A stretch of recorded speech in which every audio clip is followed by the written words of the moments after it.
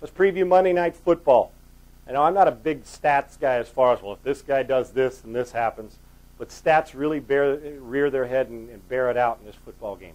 Let's talk about the Colts. 70 yards rushing a game, last in the league. Bad, awful, for a very versatile offense. Peyton Manning, in my opinion, is having one of his worst seasons. I know the injury, and Peyton will come back from it. Just goes to show you that you've got to have really good players around you a lot of times to make things happen, and things aren't happening with them. Their offensive line, Peyton's getting hit more than he's ever been hit, and that's not good. So the statistics and the yardage and what they're doing, and the fact that they're a finesse football team, it's starting to show, and they're really an average team. Now, they don't have average players, but they're an average team right now. They're going against the Tennessee football team that has not given up a sack in 4 games, which means that they're playing to the strength and not allowing them to hit Kerry Collins, because you don't want Kerry Collins to get hit, and he's not a scrambler. They rushed for over 300 yards last week. They'll kill you running the football. So their offensive line's doing it in pass protection. They're doing it in the run game, and you can't even name 2 of their offensive linemen on that football team. They're just doing it with a whole lot of guys that don't get a whole lot of publicity but keep wearing you out. And on defense, I think we speak about it every week, how physical and nasty they are. This is the perfect case of finesse versus physical.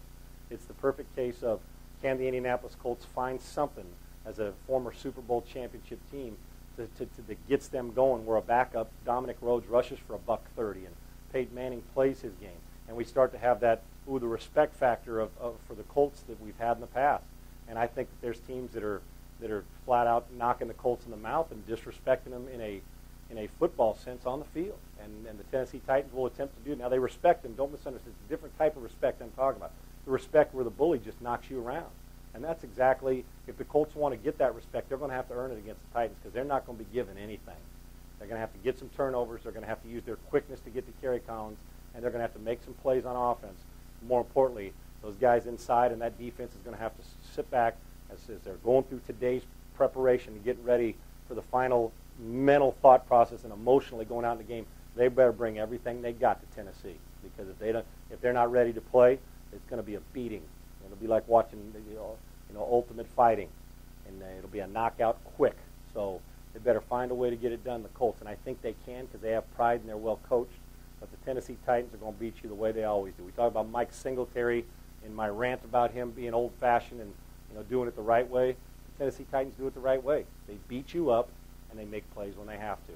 The Colts can upset this, and they can win, and they're very good on Monday Night Football. I think it's going to be a better game than people think, and I think the Indianapolis Colts their pride will shine through, and they'll show up and show why they've been a championship team. But don't mess around with the Tennessee Titans, or you're going to have a bloody nose. I'm Sean Salisbury for Open Sports. Have a great week. So you think you can tackle a pro? There's only one way to find out. Click on fantasy at opensports.com.